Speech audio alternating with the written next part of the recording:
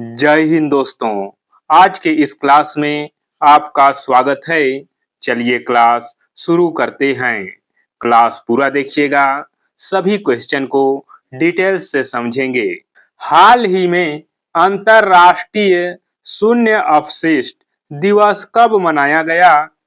इसका सही आंसर है ऑप्शन सी 23 मार्च। अंतर्राष्ट्रीय शून्य अपशिष्ट दिवस प्रतिवर्ष 23 मार्च को मनाया जाता है।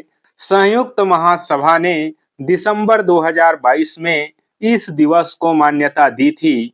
इस दिवस का मुख्य उद्देश्य देशों और नागरिकों को कचरे को कम करने या टिकाऊ उपभोग और उत्पादन पैटर्न को बढ़ावा देने के लिए प्रोत्साहित करना है।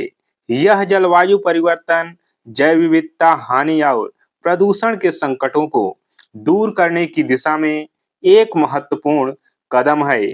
शून्य अपशिष्ट दृष्टिकोण अपनाने से न केवल पर्यावरण की रक्षा होती है, बल्कि यह आर्थिक विकास और मानव स्वास्थ्य के लिए भी लाभदायक है। हाल ही में जंप स्टार्ट अप्रोच से ग्रेट इंडियन बस्टर्ड का चूजा किस राज्य में जन्मा? इसका सही आंसर है ऑप्शंस बी गुजरात। हाल ही में गुजरात के कच्छ क्षेत्र में जंप स्टार्ट अप्रोच के माध्यम से ग्रेट इंडियन बस्टर्ड के चूजे का जन्म हुआ है। यह भारत में इस संकटग्रस्त पक्षी के संरक्षण के लिए एक ऐतिहासिक उपलब्धि है। जंप स्टार्ट अप्रोच एक विशेष प्रजनन तकनीक है जिसमें अंडे को सुरक्षित वातावरण में सेहा जाता है और चूजे की देखभाल की जाती है ताकि उसकी जीवित रहने की दर बढ़ सके। ग्रेट इंडियन बस्टर्ड दुनिया के सबसे भारी उड़ने वाले पक्षियों में से एक है और वर्तमान में यह गंभीर रूप से लुप्त प्राय श्रेणी में आता है। हाल ही में जाफदा अभियान किस देश ने शुरू किया? इसका सही आंसर है ऑप्शंस बी ईरान। ईरान ने हाल ही में जाबदा नामक एक नया सैन्य और रक्षा अभियान शुरू किया है। यह अभियान मुख्य रूप से ईरान की सैन्य आत्मनिर्भरता और उसकी रक्षा प्रणालियों की मजबूती को प्रदर्शित करने के लिए आयोजित किया गया है। इसके माध्यम से ईरान ने अपनी मिसाइल तकनीक और ड्रोन क्षमताओं का परीक्षण किया है। यह क्षेत्र में बढ़ते तनाव और सुरक्षा चुनौतियों के बीच ईरान की अपनी सीमाओं की रक्षा करने की प्रतिबद्धता को दर्शाता है। यह अभियान ईरान की घरेलू तकनीक और सामरिक तैयारियों के विकास का एक महत्वपूर्ण हिस्सा है। पुस्तक शहर में गांव कल्चर कॉन्फ्लिक्ट एंड चेंज के लेखक कौन हैं? इसका सही आंसर है ऑप्शंस बी एकता चौहान। चर्चा में रही पुस्तक शहर में गांव culture conflict and change in urban villages of Delhi की लेखिका एकता चौहान हैं। यह पुस्तक दिल्ली के शहरी गांव के भीतर होने वाले सांस्कृतिक संघर्ष और सामाजिक परिवर्तनों का विस्तार से विश्लेषण करती है। लेखिका ने इसमें बताया है कि कैसे शहरीकरण ने गांवों की पारंपरिक जीवन शैली को प्रभावित किया है और इसके परिणाम स्वरूप किस तरह की चुनौतियां और अवसर पैदा हुए हैं। यह पुस्तक शहरी नियोजन और समाज शास्त्र के छात्रों के लिए दिल्ली की अनूठी ग्रामीण शहरी संस्कृति को समझने के लिए अत्यंत उपयोगी है। हाल ही में महात्मा एक महान संचारक पुस्तक किसने लिखी है? इसका सही आंसर है ऑप्शंस ए धीरज काकड़िया। महात्मा एक महान संचारक पुस्तक धीरज काकड़िया द्वारा लिखी गई है। इस पुस्तक में महात्मा गांधी के संचार कौशल और उनके द्वारा जनता से जुड़ने के तरीकों पर गहराई से प्रकाश डाला गया है।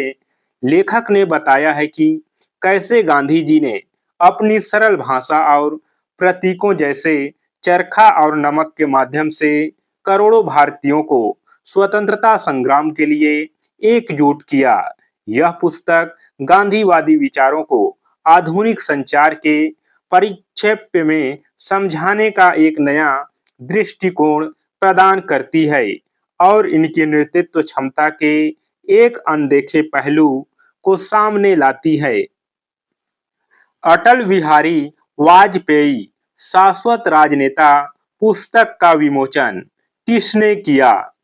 इसका सही आंसर है ऑप्शन सी, विजय गोयल। हाल ही में पूर्व केंद्रीय मंत्री विजय गोयल ने अटल बिहारी वाजपेयी शाश्वत राजनेता नामक पुस्तक का विमोचन किया। यह पुस्तक भारत के पूर्व प्रधानमंत्री अटल बिहारी वाजपेयी के जीवन, उनके राजनीतिक सफर और उनके दूरदर्शी नेतृत्व पर आधारित है। इसमें उनके व्यक्तित्व के विभिन्न पहलुओं जैसे कवि, वक्ता और राजनेता के रूप में उनके योगदान को संकलित किया गया है। विजय गोयल ने अटल जी के साथ अपने व्यक्तिगत अनुभव को भी इस पुस्तक के माध्यम से साझा किया है, जो नई पीढ़ी के नेताओं के लिए एक प्रेरणा स्रोत के रूप में कार्य करती है। हाल ही में द ग्रेट सैंक्शंस हैक पुस्तक के लेखक कौन हैं? इसका सही आंसर है ऑप्शंस बी, उर्जित पटेल। भारतीय रिजर्व बैंक के पूर्व गवर्नर उर्जित पटेल ने द ग्रेट सैंक्शंस हैक नामक नई पुस्तक लिखी है। इस पुस्तक में वैश्विक अर्थव्यवस्था पर आर्थिक प्रतिबंधों के प्रभाव और विभिन्न देशों द्वारा इन प्रतिबंधों से बचने के तरीकों का विश्लेषण किया गया है। लेखक ने समकालीन भू राजनीतिक परिदृश्य में डॉलर के प्रभुत्व और प्रतिबंधों को एक हथियार के रूप में उपयोग किए जाने की चर्चा की है।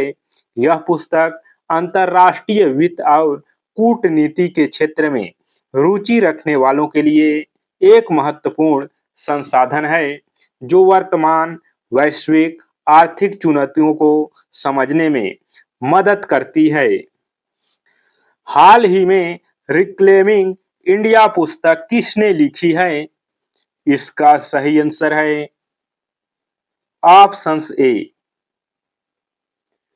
नवीन कुंडू। रिक्लेमिंग इंडिया पुस्तक नवीन कुंडू द्वारा लिखी गई है। इस पुस्तक में भारत की वर्तमान सामाजिक, आर्थिक स्थिति और भविष्य की संभावना पर विस्तार से चर्चा की गई है। लेखक ने भारत की सांस्कृतिक विरासत को संजोने और देश के विकास में नागरिकों की भूमिका पर बल दिया है। यह पुस्तक उन नीतिगत परिवर्तनों और सुधारों की भी वकालत करती है जो भारत को एक वैश्विक महाशक्ति के रूप में स्थापित करने के लिए आवश्यक है। नवीन कुंडू ने अपनी इस कृति के माध्यम से आधुनिक भारत के पुनर्निर्माण की एक व्यापक दृष्टि प्रस्तुत की है। बख्शी जगत बंधु द ग्रेट कमांडर पुस्तक के लेखक कौन हैं? इसका सही आंसर है ऑप्शंस ए, विभूषण हरिचंदन। बख्शी जगत बंधु द ग्रेट कमांडर पुस्तक के लेखक विश्वभूषण हरिचंदन हैं, जो वर्तमान में एक राज्य के राज्यपाल हैं। यह पुस्तक उड़ीसा के प्रसिद्ध पाइका विद्रोह ने नेता बख्शी जगबंधु के जीवन और उनके संघर्ष पर आधारित है। पाइका विद्रोह को बक्सर भारत के स्वतंत्रता संग्राम का पहला युद्ध माना जाता है। पुस्तक में दिखाया गया है कि कैसे बख्शी जगतबंधु ने ब्रिटिश औपनिवेशिक शासन के खिलाफ बहादुरी से लड़ाई लड़ी। यह कृति इतिहास के गुमनाम नायकों को श्रद्धांजलि देने का एक प्रयास है और पाठकों को भारत के गौरवशाली क्रांतिकारी इतिहास से परिचित कराती है। पाइका का विद्रोह 1817 में हुआ था। मोदी युग में भारत का आर्थिक सशक्तिकरण पुस्तक किसने लिखी है? इसका सही आंसर है options A doctor Sikandar Kumar. Modi युग में भारत का आर्थिक सशक्तिकरण पुस्तक डॉक्टर सिकंदर कुमार द्वारा लिखी गई है। इस पुस्तक में प्रधानमंत्री नरेंद्र मोदी के नेतृत्व में पिछले दशक में भारत में हुए आर्थिक सुधार और विकास का विवरण दिया गया है। लेखक ने जीएसटी, डिजिटल इंडिया, जनधन योजना और मेक इन इंडिया जैसे प्रमुख कार्यक्रमों के आर्थिक प्रभाव का विश्लेषण किया है। यह पुस्तक बताती है कि कैसे इन सुधारों ने भारत की वैश्विक रैंकिंग में सुधार किया है और समावेशी विकास को बढ़ावा दिया है। यह मोदी सरकार की आर्थिक नीतियों और उनके परिणामों का एक व्यापक दस्तावेज है। हाल ही में प्रहार लाइट मशीन गन का पहला बैच किस कंपनी ने दिया? इसका सही आंसर है options B Adani defence. Adani defence and aerospace ने मेक इन इंडिया पहल के तहत प्रहार लाइट मशीन गन का पहला बैच भारतीय सुरक्षा बलों को सौंपा है। यह स्वदेश निर्मित हथियार रक्षा क्षेत्र में भारत की बढ़ती आत्मनिर्भरता का प्रतीक है। प्रहार एलएमजी को आधुनिक युद्ध की जरूरतों को ध्यान में रखते हुए डिजाइन किया गया है, जो अधिक सटीकता और मारक क्षमता प्रदान करती है। निजी क्षेत्र की भागीदारी से रक्षा उत्पादन में तेजी आना भारत के लिए सामरिक दृष्टि से महत्वपूर्ण है। यह उपलब्धि आत्मनिर्भर भारत अभियान और मजबूती प्रदान करती है। विश्व का पहला ड्यूल बैंड इंफ्रारेड सेंसर किस देश ने विकसित किया? इसका सही आंसर है ऑप्शन सी जापान। जापान ने हाल ही में विश्व का पहला ड्यूल बैंड इंफ्रारेड सेंसर विकसित करने में सफलता प्राप्त की है। यह सेंसर दो अलग-अलग तरंग दैर्ध्य पर थर्मल इमेजिंग करने में सक्षम है, जिससे यह पारंपरिक सेंसर की तुलना में अधिक सटीक और स्पष्ट चित्र प्रदान करता है। इसका उपयोग मुख्य रूप से रक्षा, पर्यावरण निगरानी और आपदा प्रबंधन में किया जा सकता है। यह सेंसर धुंध रात और प्रतिकूल मौसम में भी वस्तुओं को पहचान करने में अत्यंत प्रभावी है। जापान की यह तकनीकी प्रगति सेंसर और ऑप्टिक्स के क्षेत्र में एक क्रांतिकारी बदलाव ला सकती है। Akhil Bharatiya police duty meet का आयोजन किस शहर में किया गया? इसका सही आंसर है ऑप्शंस बी नागपुर।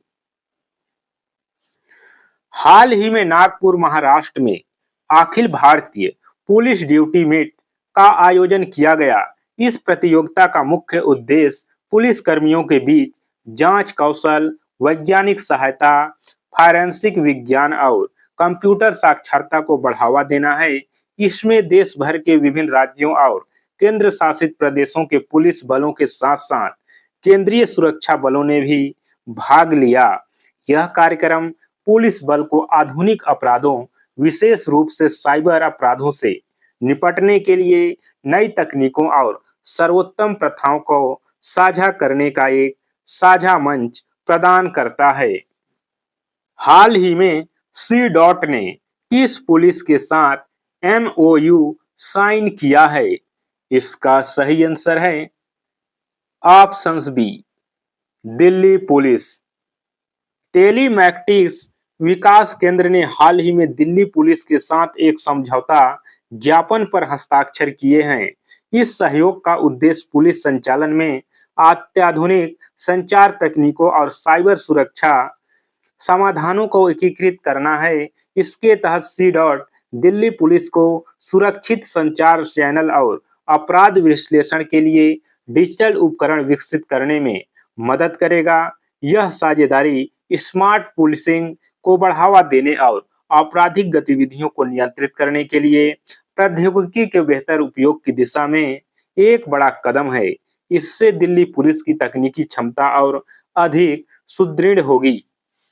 भारतीय नौसेना ने आईओएस समुद्री अभ्यास TT-X-26 की मेजबानी कहाँ की? इसका सही आंसर है ऑप्शंस बी, कोची। भारतीय नौसेना ने केरल के कोची में हिंद महासागर संगोष्ठी समुद्री अभ्यास TT-X-26 की मेजबानी की है। यह एक टेबल टॉप अभ्यास था जिसमें हिंद महासागर क्षेत्र के कई मित्र राष्ट्रों की इस नौसेनाओं ने भाग लिया। इसका मुख्य उद्देश्य समुद्री सुरक्षा चुनौतियों, मानवीय सहायता और आपदा राहत कार्यों में आपसी समन्वय और सहयोग को बढ़ाना है। यह अभ्यास इस क्षेत्र में शांति और स्थिरता बनाए रखने के लिए सदस्य देशों के बीच सूचनाओं के आदान प्रदान और सामूहिक प्रतिक्रिया क्षमता को मजबूत करने में मदद करता है। आईपीएल इतिहास में सबसे ज्यादा मैच खेलने वाले विदेशी खिलाड़ी कौन बने? इसका सही आंसर है options B, Sunil Narine. West Indies के दिग्गज खिलाड़ी सुनील नरेन आईपीएल इतिहास में सबसे ज्यादा मैच खेलने वाले विदेशी खिलाड़ी बन गए हैं। उन्होंने कोलकाता नाइट राइडर्स के लिए खेलते हुए यह उपलब्धि हासिल की।